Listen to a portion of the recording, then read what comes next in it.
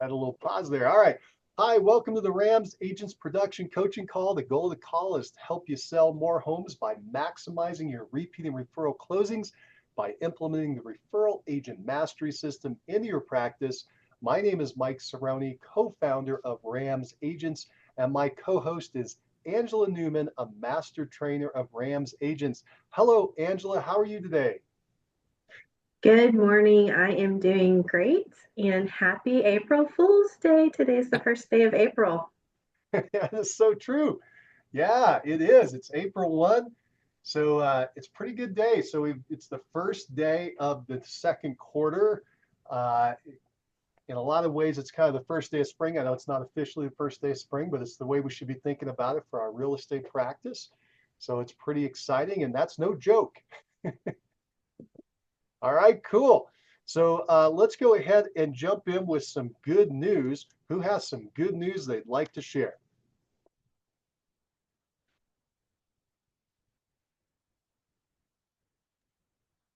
Well, yesterday, with the help of Patty, we were able to do inspections. So we'll be getting those inspection reports back. But again,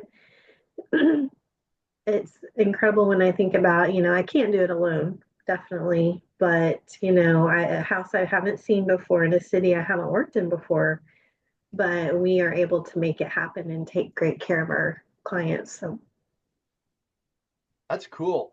There's a lot of neat parts about that, and one of them is that your skills are transferable, right? You have these skills that you can utilize in another market. Market knowledge is, of course, important for us to do our job, but you have the skills to work around that, and then all you have to do is incorporate that new information from that market and adapt because you have all the other skills you need to make that happen and execute. the, yes, the basics work with in any location, and then you just add that extra market knowledge, and you're good. Yeah, and you're proving that, Angela. So for people that don't know, it's pretty incredible. Angela is working in two different states. They're a good drive away from each other, right? Like 6, Mhm. 8 hour drive from one market to the other in two cities, Houston, Texas, and Tulsa, Oklahoma. And she's actually doing this particular transaction in another part of Oklahoma, another part of the state, even further away from where she's currently at. So she's becoming quite multi-dimensional, and she's utilizing other folks in other locations to help her with that. So if you're interested in that and you're listening and you're curious about working multiple markets, be sure to reach out to Angela Newman and find out all the cool things that she's doing to make that happen. Yeah, I'd be happy to share. Yeah, fantastic stuff. All right. Who else has some good news they'd like to share? Well, I had a closing yesterday and it actually closed, so that's all good. Yeah, it was a little challenging.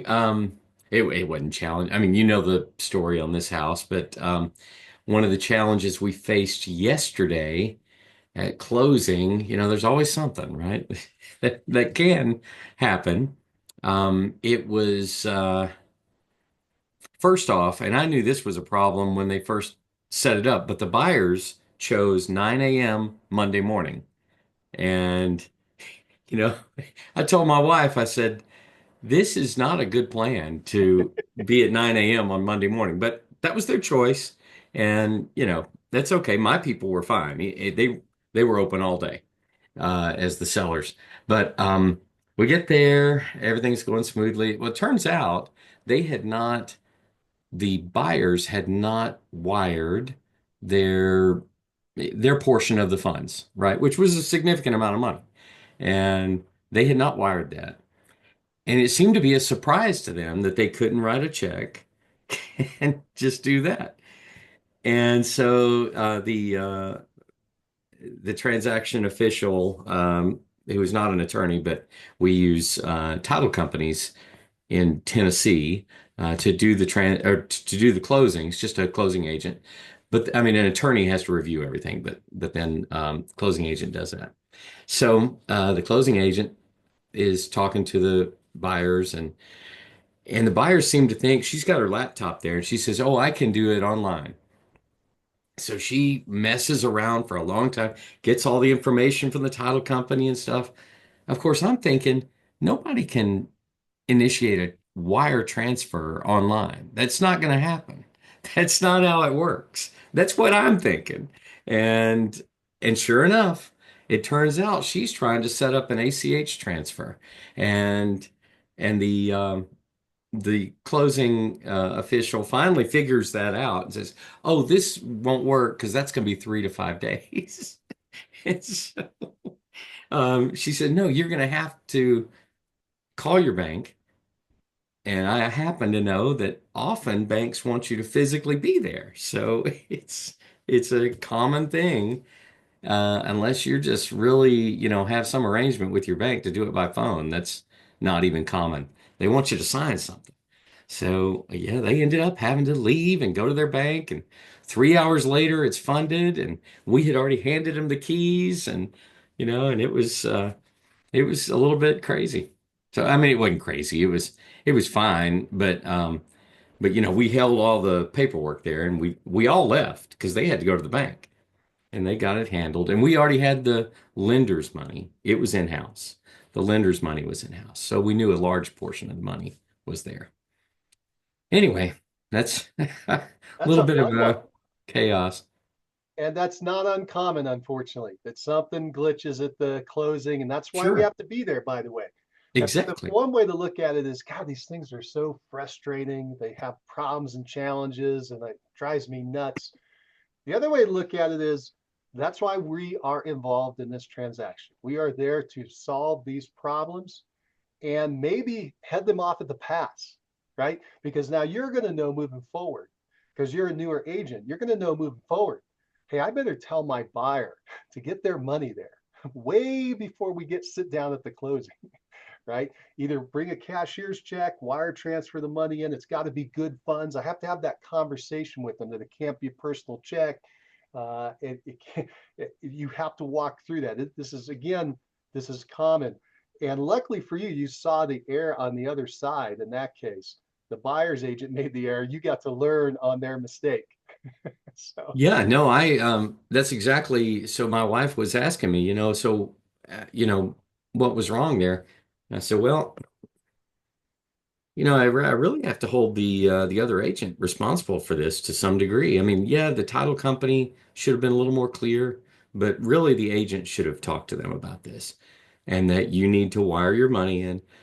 And it wasn't just that. I mean, we were at the closing table, and that's when the buyer found out what utility companies service the property. And I had sent that information to the buyer's agent last week. The agent evidently had forwarded an email, but the buyer never got it. So, of course, the buyer's sitting there.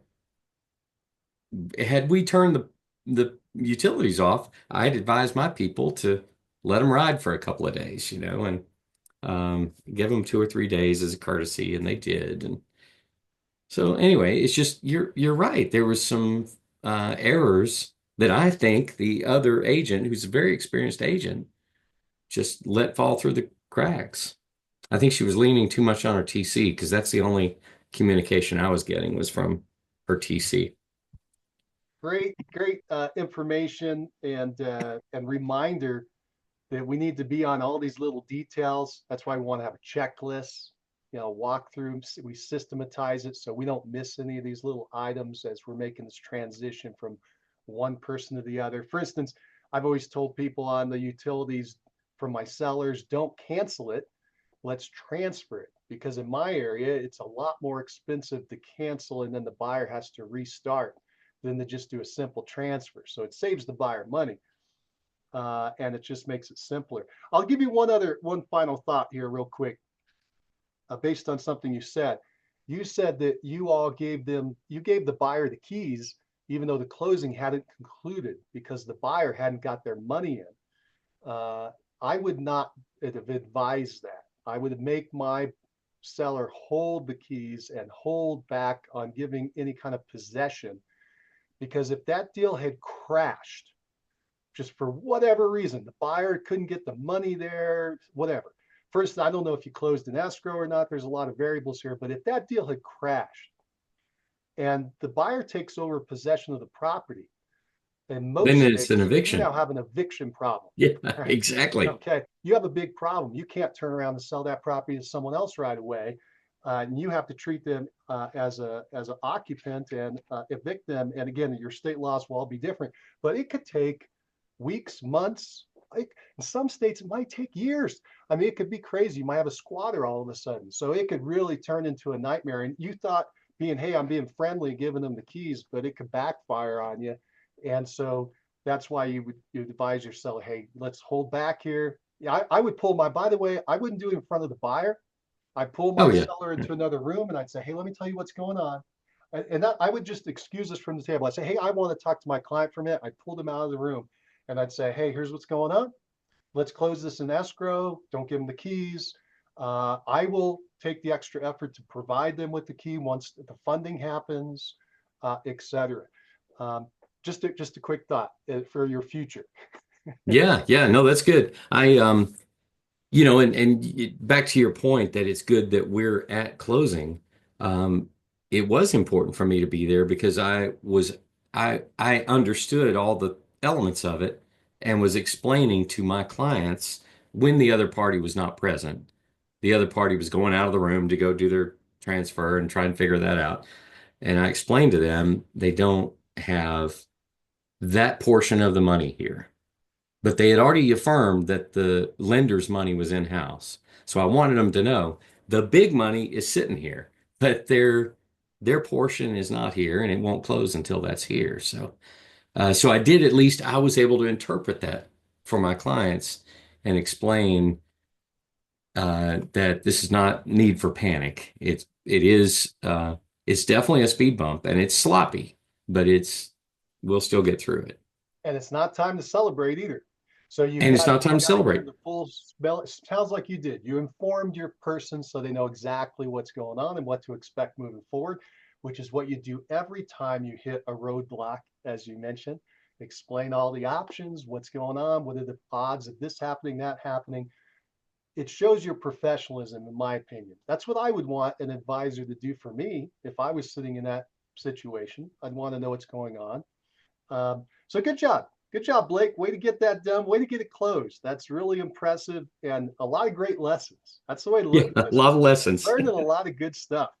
They all become stories for the future. See, this happens next time you True. go, well, let me tell you what happened to my last people. Right? Luckily, Right, it all right. came together, right? But that's not guaranteed. That's a high probability, but it's not guaranteed. You need to go. Okay. Good job, though. It's That's good. awesome. Good, nice job getting that closing. All right, who else has some good news they'd like to share for us?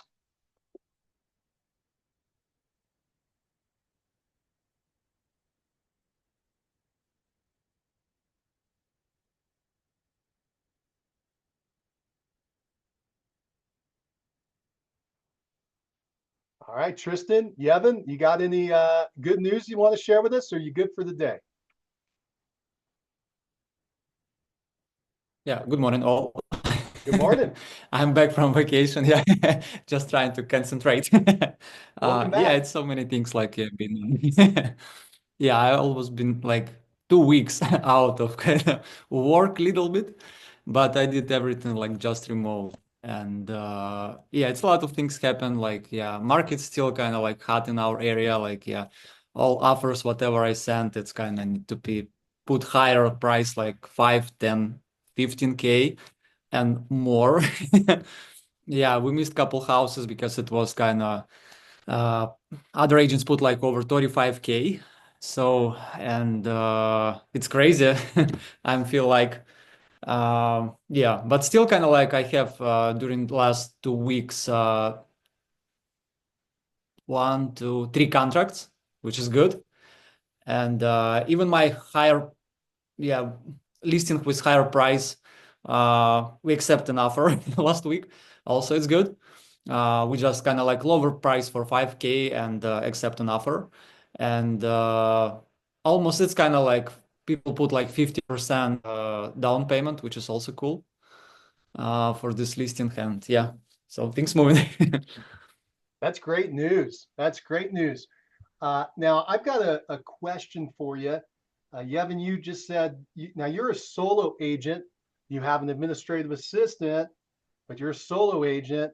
You just left your business for 2 weeks to take a vacation at a strong part of the market. The market, we're sitting here moving into the spring, things are happening. You just had 3 contracts come together in those 2 weeks. How did you do that? You weren't even in your market. In fact, I believe, if I understand correctly, you left the country. So how did you pull that off? I mean, not actually country, like first week, like week before, I've been on Grant Cardone conference. You know the Grant Cardone? This guy?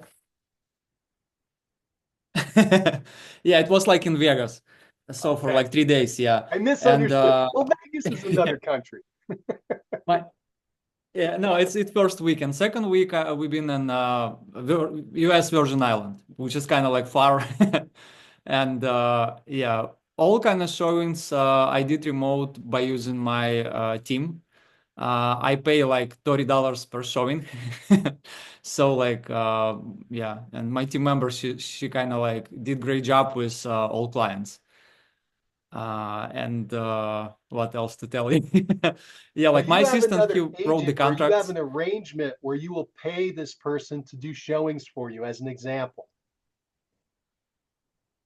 Yeah, same like people pay for, team member for open houses. Yeah, I pay for showings. How about for Because like contracts? Who negotiated those sometimes I use contracts? me. Okay, so you were Oh, I mean, working like, yeah, while I you were out. negotiated because I've been on the phone. On a beach, yeah. When I'm sitting on a beach or on the conference, like on the breaks, yeah, I just go out and negotiate the deals, yeah. Because So like you first worked client, on your, we yeah, you you worked just remotely. yeah, Perfect. I work remotely and yeah, just like yeah. Well, good. And I think most agents do it that way. If you don't have a full team in place in a traditional model, I think most agents, when they take a vacation, they work remotely. And that's what you did. You were doing the negotiations while you were elsewhere because you got the cell phone, you probably had a laptop. Yeah. Yes, exactly. And last like day when we just left Florida, it was kind of like delay on our flight, and I sit in like an airport waiting on our kind of like yeah when it's plane ready, and yeah for like 15 minutes yeah I negotiate deal with agent yeah crazy and yeah many times spending on the beach when my family just like swimming I just negotiating and yeah little crazy but I like it yeah at least like I can pay for vacations conference and all like things whatever I want.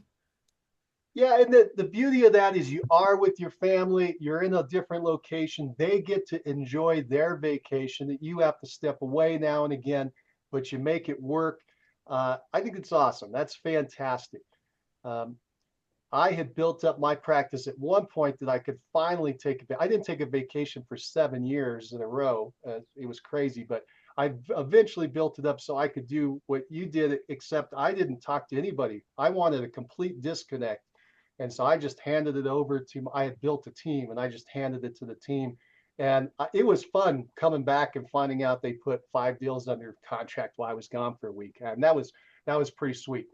Um, but this is a great middle ground for solo agents where you have the ability to be remote and then you had boots on the ground. That's what Angela and I call it when she has people in another area helping her out. In this case, you had it in your own market, but you had an arrangement for somebody to do some work. So I think that's very valuable for everybody listening because everybody's going to want to take a vacation at some point and you're going to have transactions going.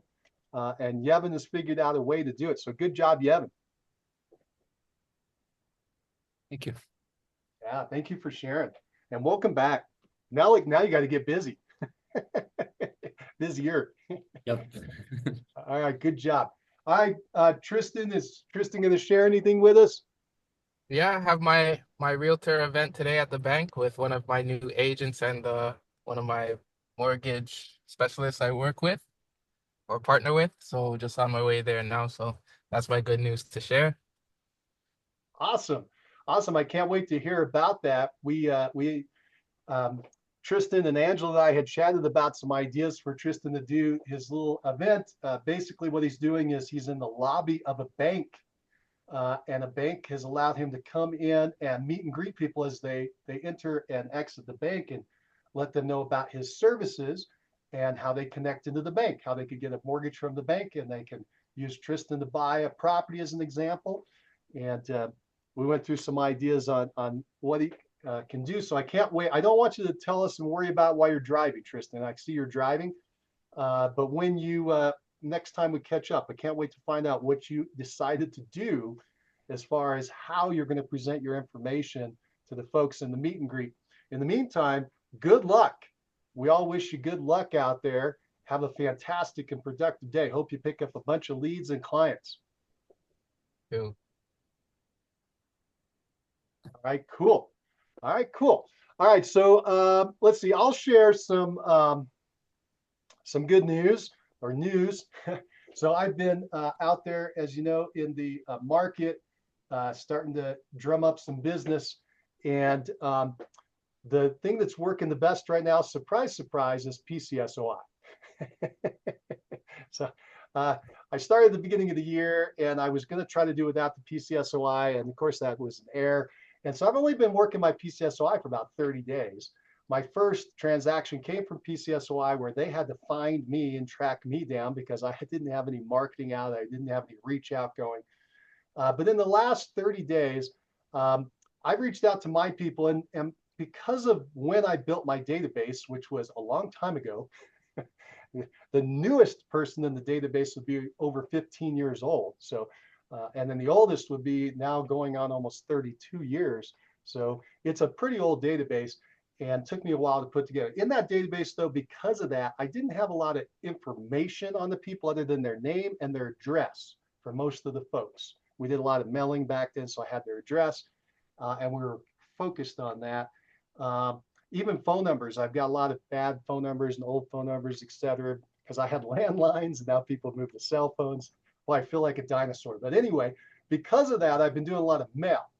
And because it's a small group, 115 people, it's pretty easy to get out to them. It's pretty inexpensive. And I'm trying to enforce on everybody the idea that you want to get out right now to your people as often as possible. And as an example, in 30 days, I've mailed 3 times. Okay, I've mailed 3 times in 30 days, basically every 10 days. I want to get in front of my people and remind them I'm around. I have this 2 issues. 1, they don't know I'm back in the business. 2, it's the hot time of the market. So I advise you to be overly aggressive. Probably send more and contact more than you think you need to right now, because you want to be in the flow of business. This is it. It's happening right now. If you wait 3-6 months, you'll still get business. It's just not going to be as good as it can be today. Today is the time. In fact, you're behind the curve. Should have been doing this already. And I know many of you on the call already are. In any event, I did send out 3 pieces, and I can show you those if you'd like. I'll show you real quick. In fact, why don't I just do that? I'm just going to do that real quick here. Get this up. And I'll give you some show and tell real fast. Dun, dun, dun. Where's the share? Here we go.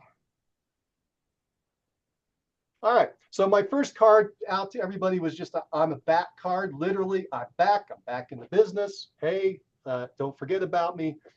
And I basically said what happened. Hey, I took a 15-year break from real estate.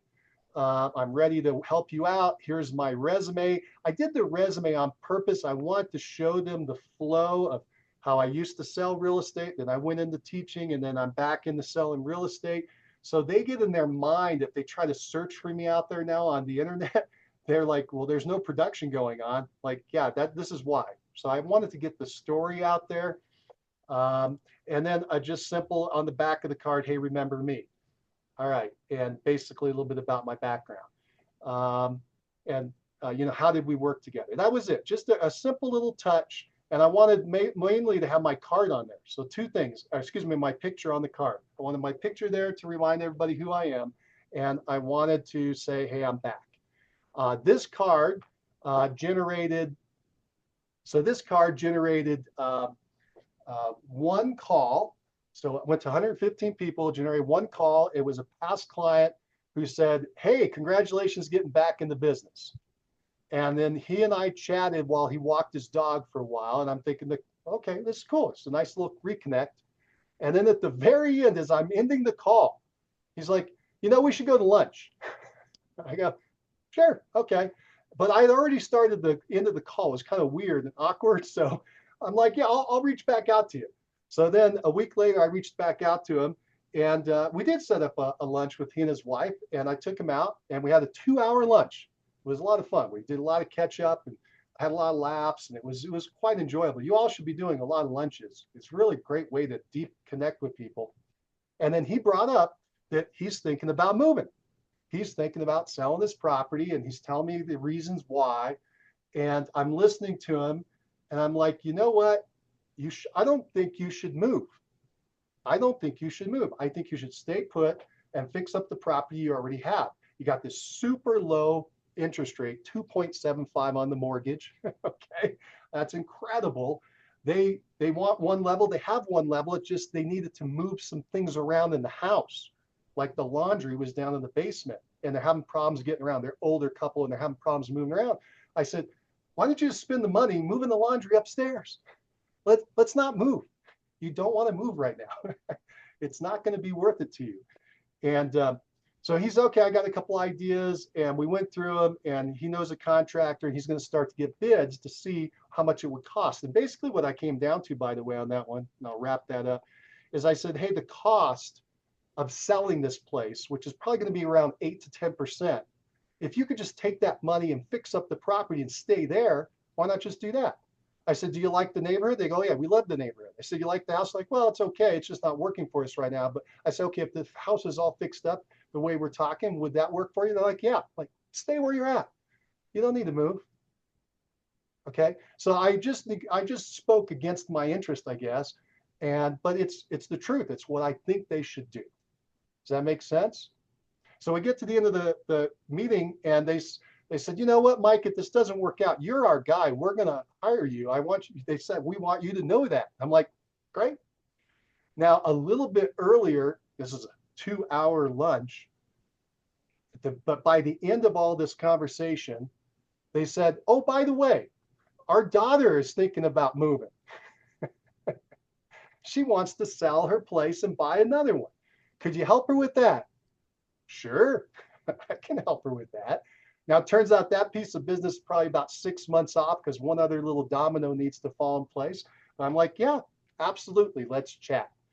So that's what I'm saying. When you get into these connections and you get into these conversations, and other business will pop out of that because they know other people that you're not aware of. You're not aware of the situation and what's going on. All right, so that came from this first postcard. Let me share one. So then let me actually do this. So the second thing I did was I did a mail out of, it's a little gorilla on there, but this was my St. Patty's Day mail out. I just took a regular card. I just put a little message in there. And the message says, hey, James, happy St. Patrick's Day. Wishing you the luck of the Irish, Mike Cerrone, Epic Realty. That's it. Super simple.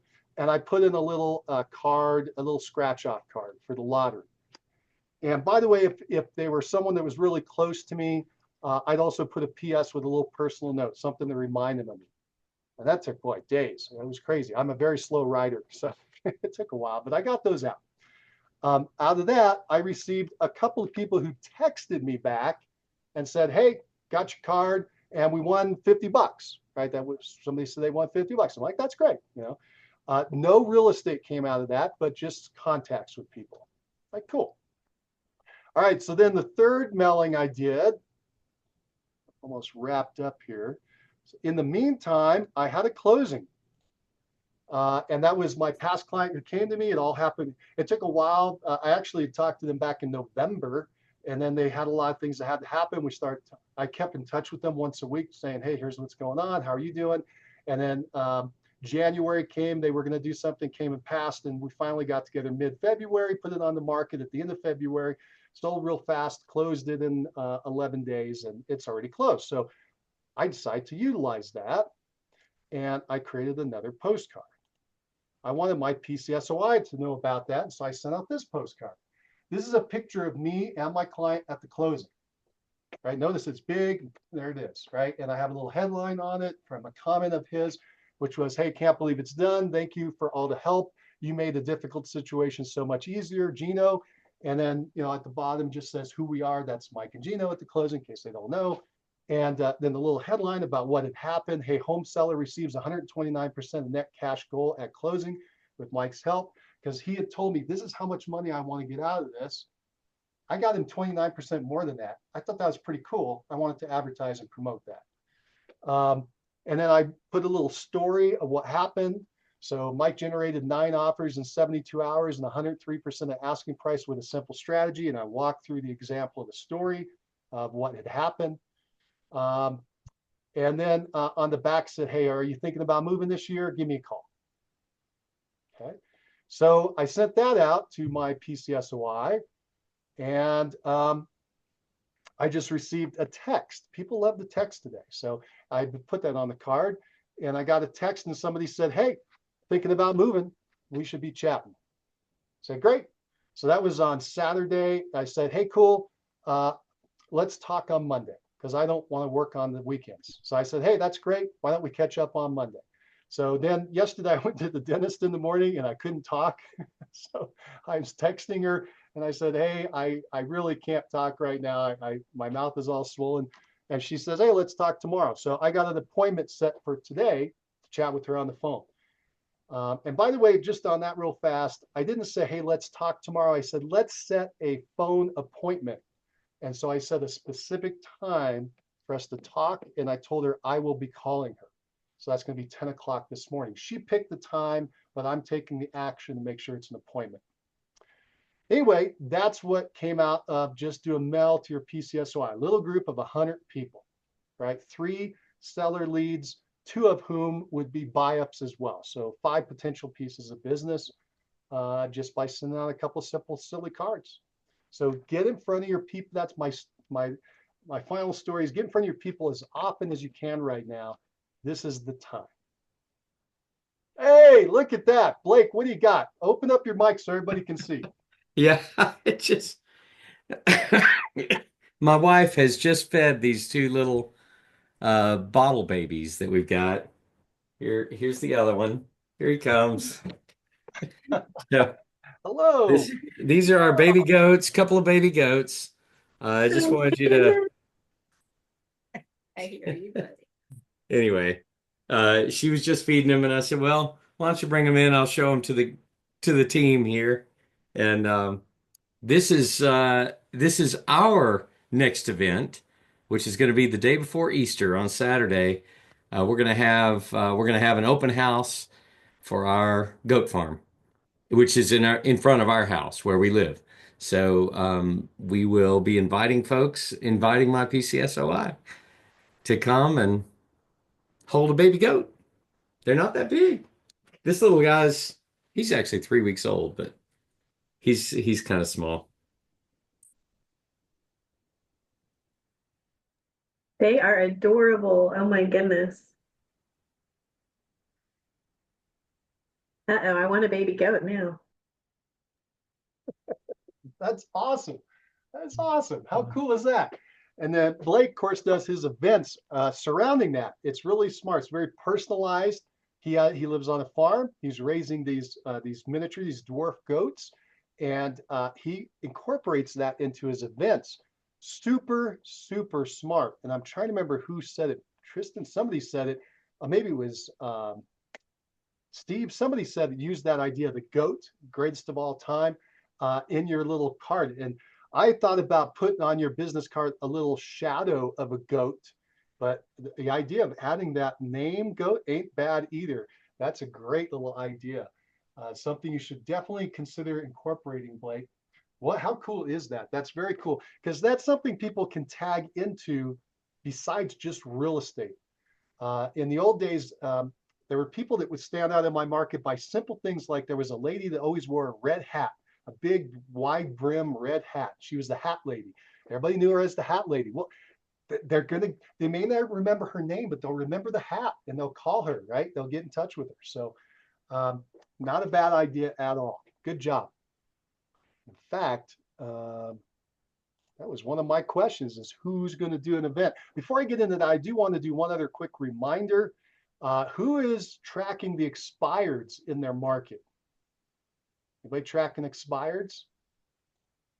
Yeah, I'm still tracking the expireds in my market, and today was a bigger day. We had 9 pop up in my county.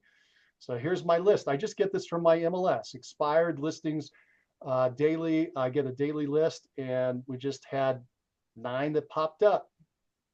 And I get to see what they are. They have their MLS numbers. I get to see a picture. I get to see whether I want to pursue it. I get to see whether it's in my area or not. And there they are.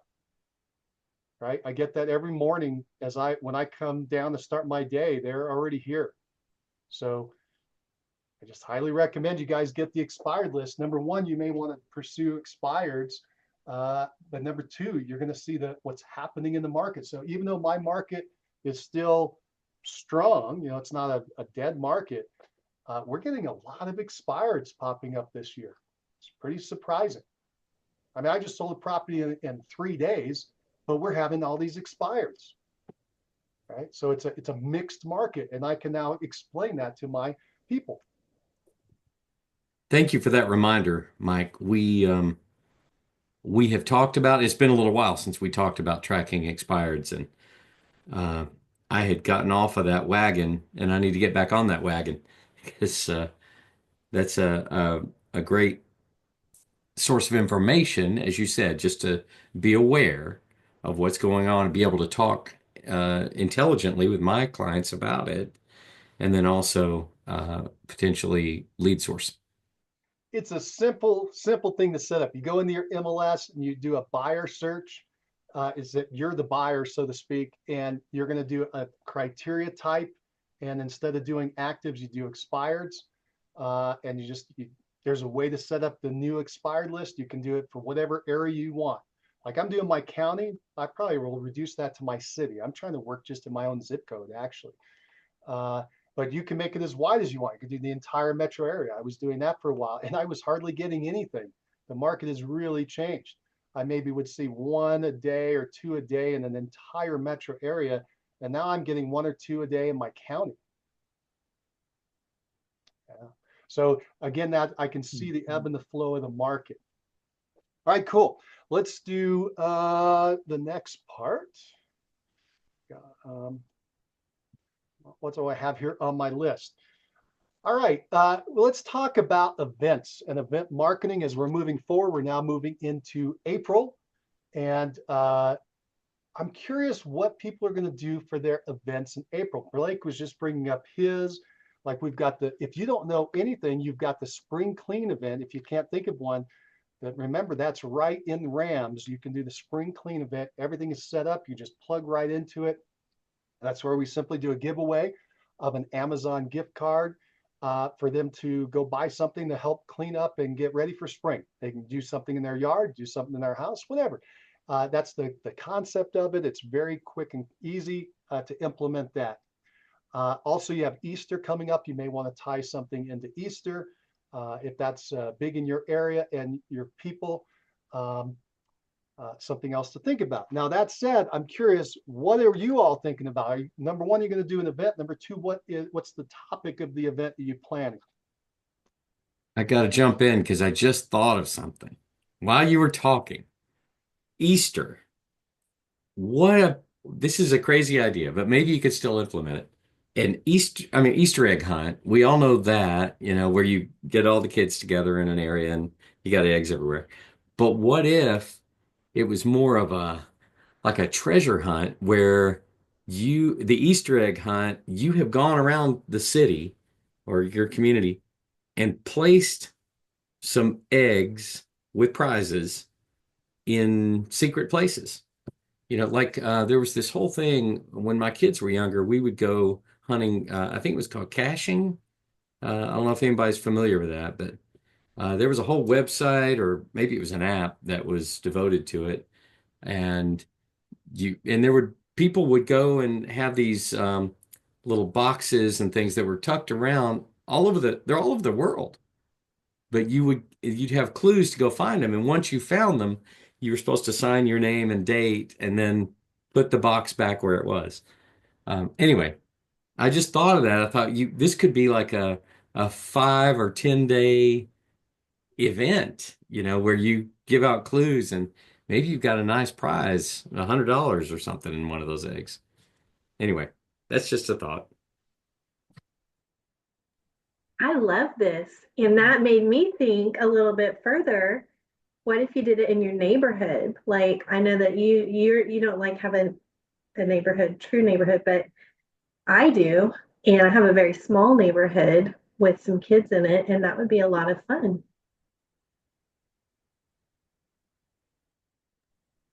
Awesome ideas. Awesome ideas. That's pretty cool. Um, so a treasure hunt. Well, there's another name for that. What do they call that? I'm trying to remember. It's not just a treasure hunt, but they had that. A lot of people were doing that for a while. Like you said. Anyway, that's a great idea. Are you going to try that, Blake? No, you're doing your event. Are you going to do your Yeah, own event? I've got my goats, so I'm going to do the goats. And This treasure hunt though, you could do any month. Doesn't have to be Easter. true, true. Just I was thinking about it because the Easter egg Yeah, could, you could do these it May, plastic eggs could put some June. treasure hunt could be any time. And I love Angela's idea of doing it in the neighborhood. You could do it in your, uh, wherever you're trying to farm a community or certainly your own neighborhood if you live in one. And that's a great idea. You could do it in your zip code there, Mike. Absolutely. I even wrote that down. What a good little idea. We got to come back to the treasure hunt. Yeah. Um, good. So other events. Anybody going to do an event in April? And what event are you going to do?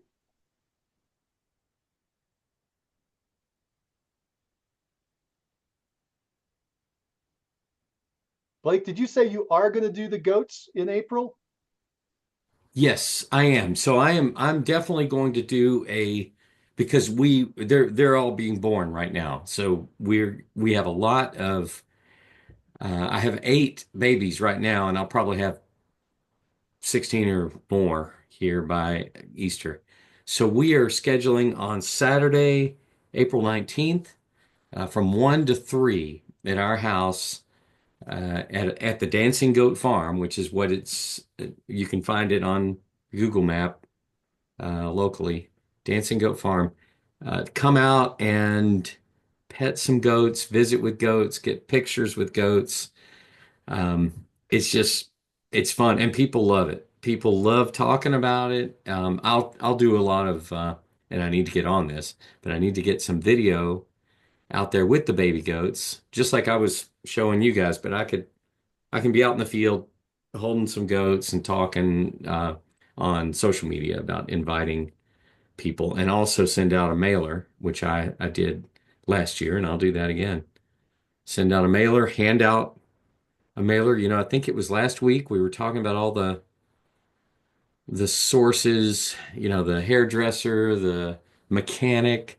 Weren't we talking about all that? And then I'm thinking about the bank, the insurance agency, the just people like that. Go hand out some of my flyers. So yeah, it's just really an open house. And in the spring, it's all about just the baby goats. I don't have maybe I should do something more than that, but that seems to be enough and keeps, it's a fun event. I'm sure I will have multi-generation groups. It's very common. Everybody's going to bring their kids or their grandkids, maybe their kids and their grandkids. It's always a big thing. Blake, what's the power of an event? The invitation. That's exactly right. Thank you, Mike, for that reminder. Yeah, and you're going to be doing invitations for the event. Yeah, You're I gonna send found them your out to website, everybody. right? Oh yeah, that's right. That's it, Yevon. That's it. Yeah. Yeah, I see like your picture here, yeah? You're standing right here. Yeah, that's me right there with a goat But you go, yeah, and my nice. daughter. Yeah, it's on Google. Yeah, it's Google Map. Yeah, I Yeah, found you. you Now I found know me. where you're. Yeah, What a great name, the Dancing Goat Farm. Goat Farm. Yeah. Yeah, cool. It's a cool name. Cool. Well done, Well, you. how are you going to do the reach out, Blake? How are you going to invite people to the event? Um, I will be doing it for sure on social media. That's the quickest and actually the most interactive way other than a phone call. But I think even social media because of the video visual of having the goat and they see the size of the goat. We're talking about little baby goats that are easy to hold. A lot of people have a misconception that goats are dirty and I guess they envision them being like pigs or something, but they're actually amazingly clean. Yeah, when they're all piled together in a mud hole, they get muddy, um, but we've got a pretty nice field out here, so they're not dirty, they're clean, and people love holding them. They don't smell.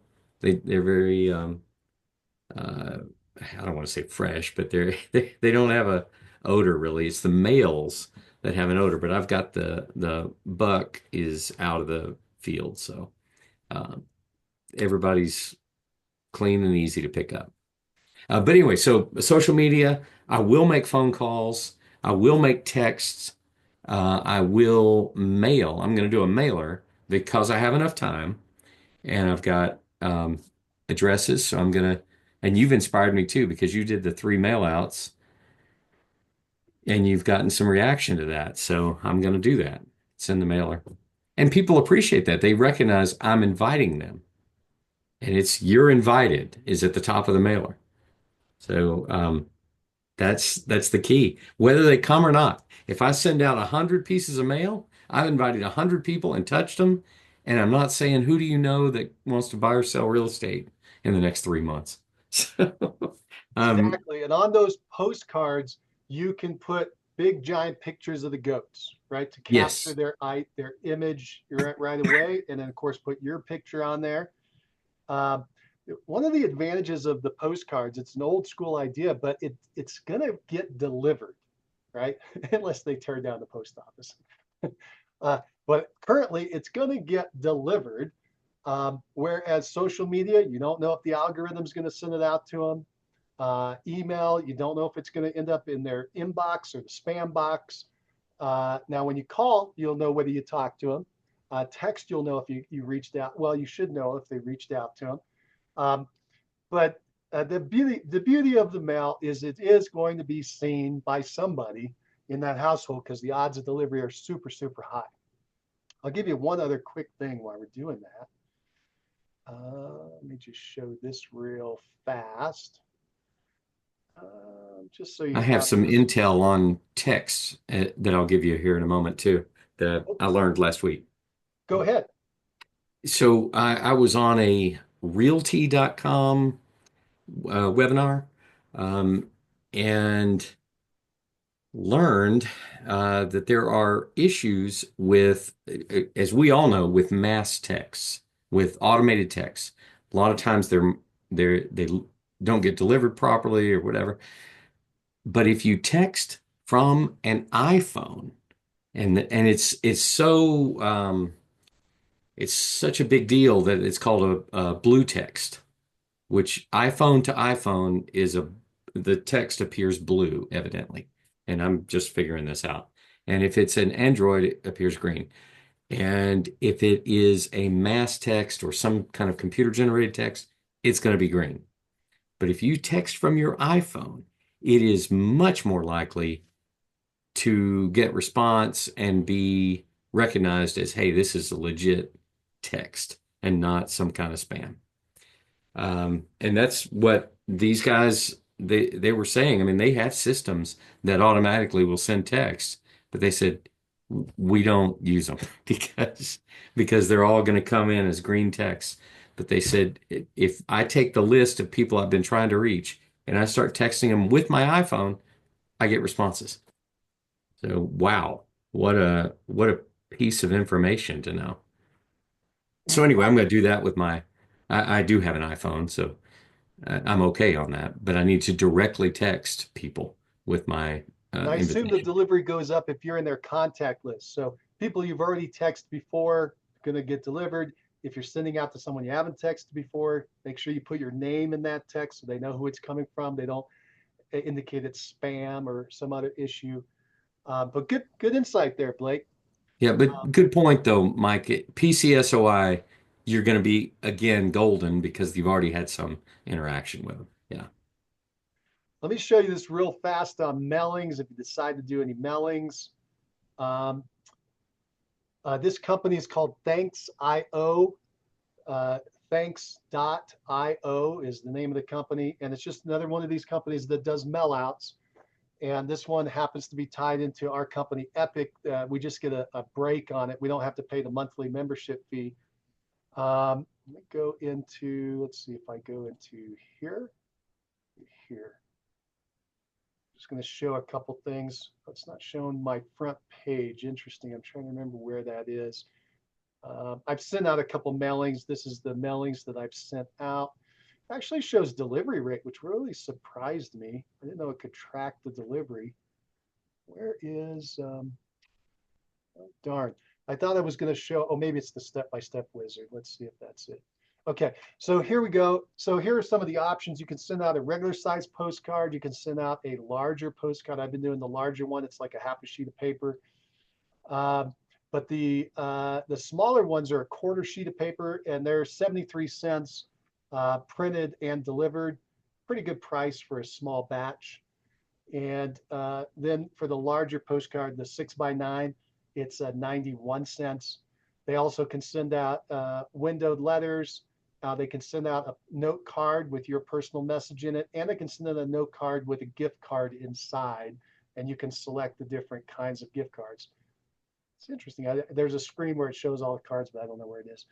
Anyway, just want you to know that, especially if you're with Epic, this is a resource that we already have as part of the company.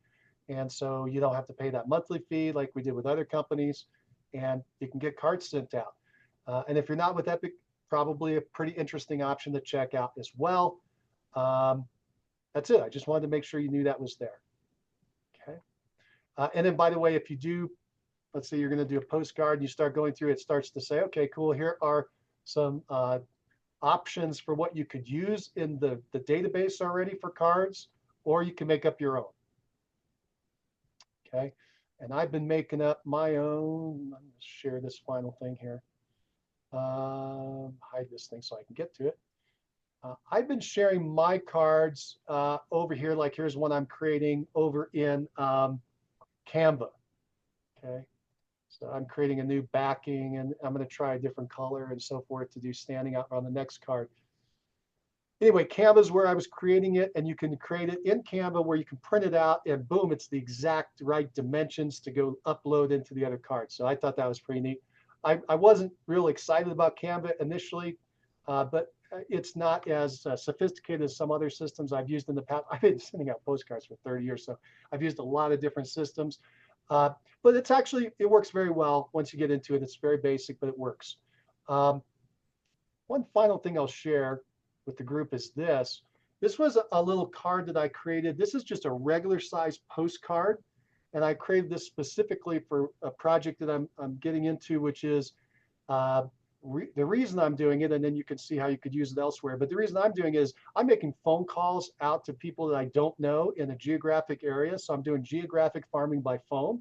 And when I find somebody that I connect with, I want to send them a quick message by mail. I just want to send them a quick note, say, hey, it was nice chatting with you.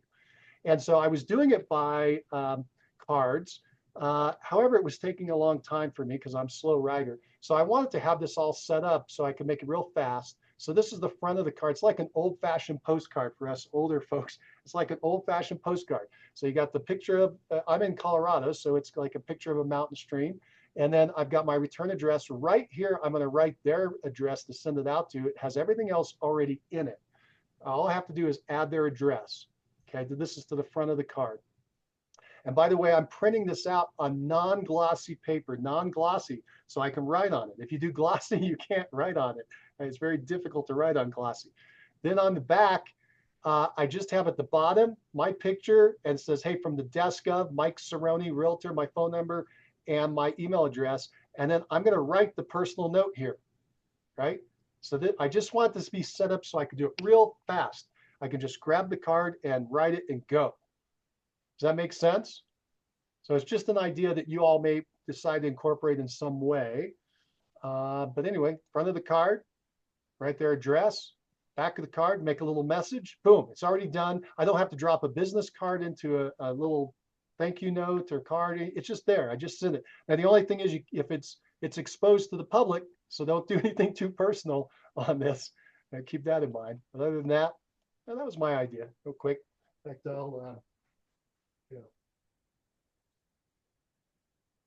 So I got the cards already. They came in and there they are, front and back. All right. So that's it. I know we're eating up most of our time today. You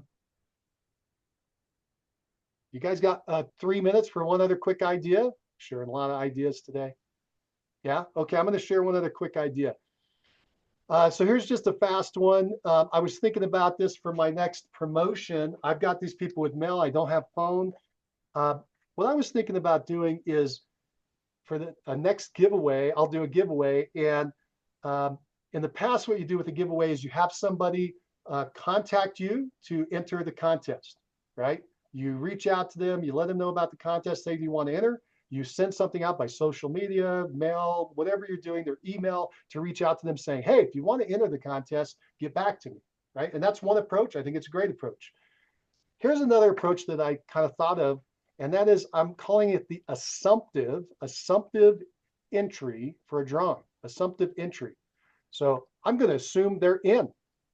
I'm not going to say you have to contact me to get in. You're just in. And I'm going to notify them, hey, you're in a contest. I put you in a contest and we're going to do a drawing for blank. And just wanted you to know you're in. The drawing is going to be on this day. This is what's going to happen. I'll notify you if you won by X date. Okay. I'm going to send that out by postcard. And then for the people I can track down their phone numbers, I'm going to call them up and say, hey, I just want you to know I entered you in a contest. You can win $100. How's that sound? Is that okay with you? You understand it's an assumptive approach. Rather than, hey, do you want to enter? I'm saying, hey, I already entered you. All right. So that's just an idea I've come up with that I'm going to play with in the next event. What do you think of that?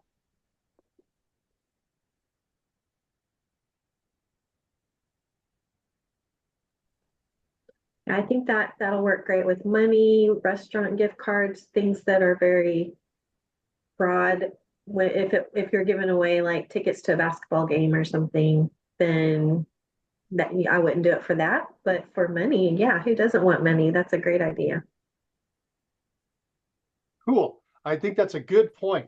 That's a great point, Angela. Unless you want to buy a lot of tickets to the sporting event, right? Or a high ticket item. Good job. All right. Anybody have anything else as we're wrapping up today? Anything you wanted to get out there? Any questions you have for the group? Yeah, quick question. Maybe somebody know like idea for Easter, but to kind of like do it in the office.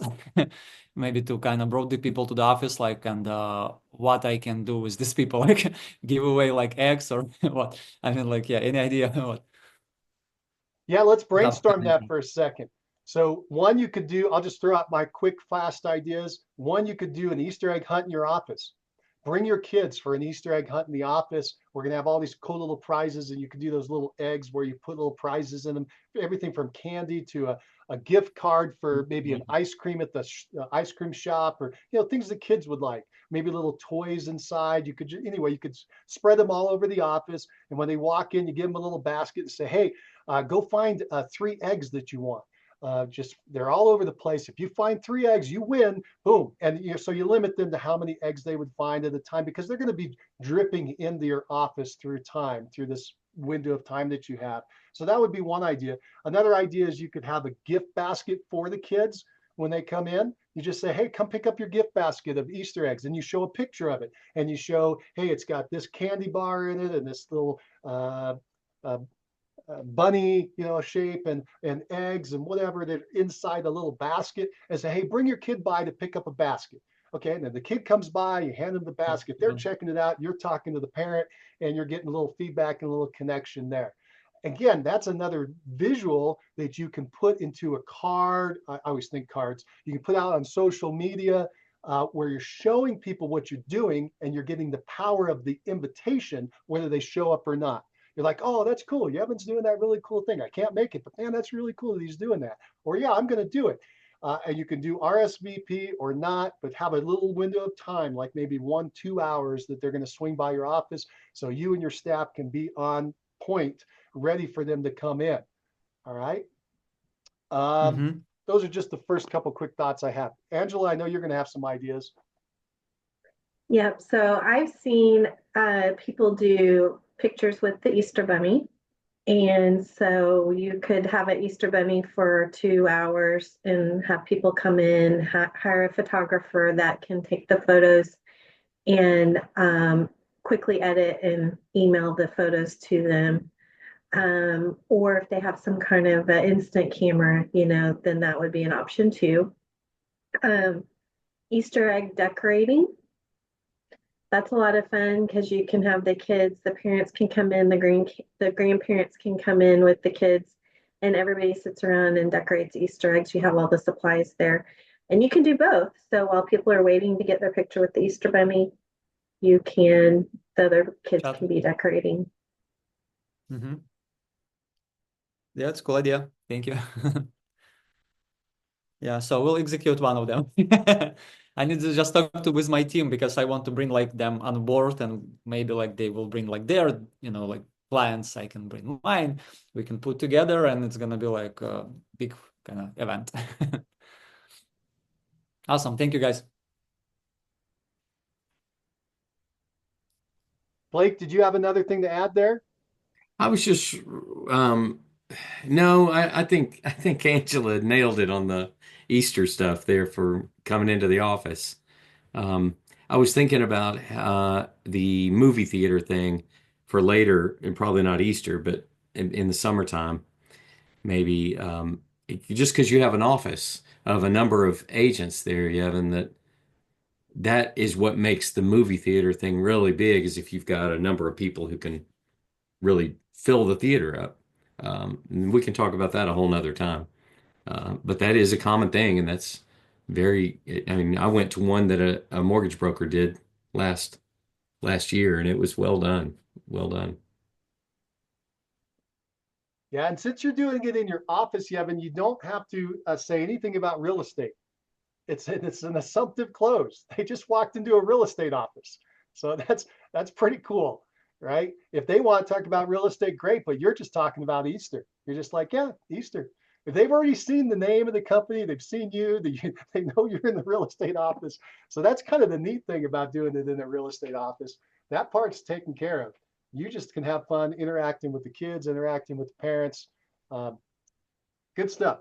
All right, can't wait to hear what you guys come up with. In fact, that's your homework assignment, is think about what event you want to do for your event marketing this month, the month of April, and then come back and share that with us next week when we get together on Tuesday. Okay, that's your homework assignment. Impress us, show us what's going on. Do a little show and tell. Be prepared to do a little show and tell. You can share your screen. You can share some of your marketing that you're doing and maybe help stimulate ideas for everybody else. You're also documenting what you're doing. Maybe you can get some feedback, etc. Maybe that'll be helpful. That sound good? Yep. All right, cool. All right, everybody, let's wrap up the production meeting. Again, thank you so much for hanging in there. Let's now go into our super fast huddle. So our huddle, again, is where we talk about the number one thing we did last business day to get our business moving forward, the number one thing we did, and number one thing we're going to do today to move our business forward. Who would like to start?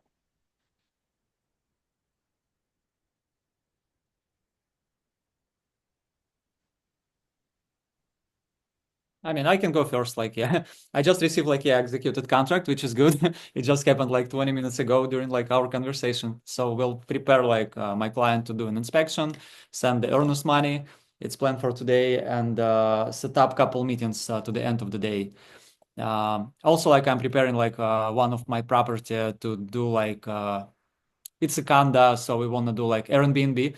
So we will go with my wife to kind of set up the all things inside and yeah, ask, like photographer to make the pictures and we will advertise that. So it's kind of like our side job. We have a couple like Airbnbs. And yeah, I think that's it for today. Fantastic. Good job. Great report. So you got a contract while we were sitting here on this call? We Yes. should just Yeah, be on a executed. call Yeah. more often. You're going to get a contract every hour. Let's do it. It will be cool. Yeah, but Or your a lucky lot of charm. All thank right, you. cool. Who else would like to share?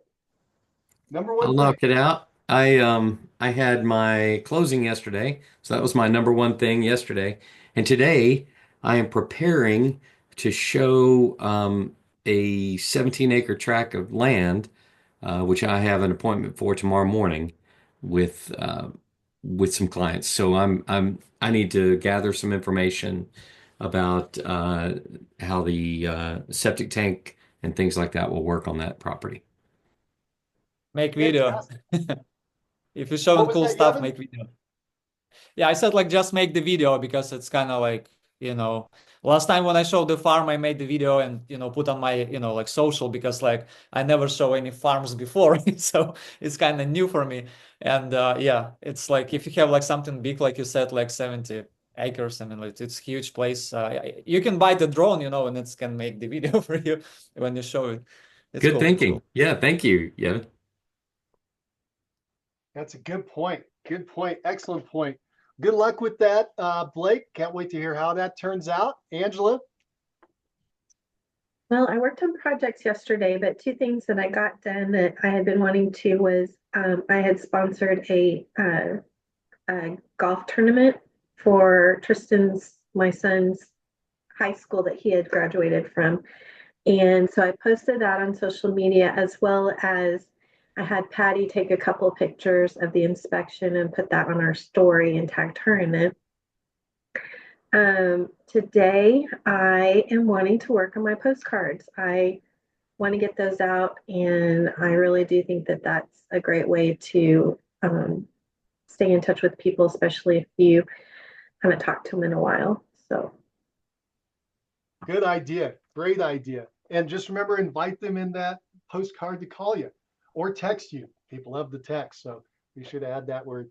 All right, good job. Excellent. Let's see. Yesterday, let's see. Biggest thing, I guess, is the to reaching out to my new lead for the seller and do that by text, and then scheduling a phone appointment for today. And then that's for number one today is talking to her at 10 o'clock in a couple hours here. So that's what's going on for me. Hope you all have a fantastic and productive day. I really appreciate you being here, and take care. Keep moving forward. hi guys.